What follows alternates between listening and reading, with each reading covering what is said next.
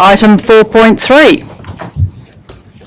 So, Madam Chairman, I'll probably take this one. So, as was just alluded to, you have a submission that's been received by a Kinloch action group.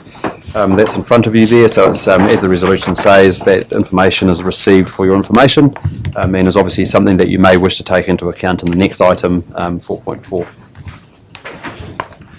we couldn't hear you.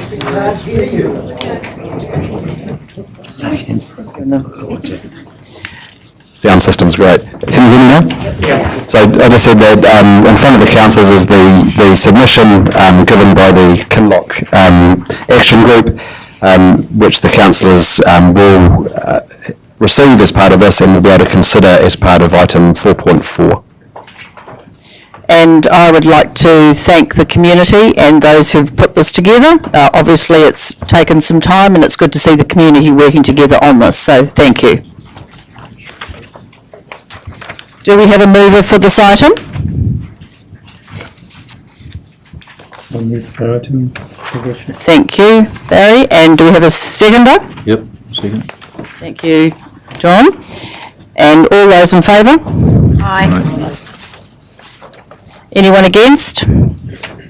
Carried. Thank you.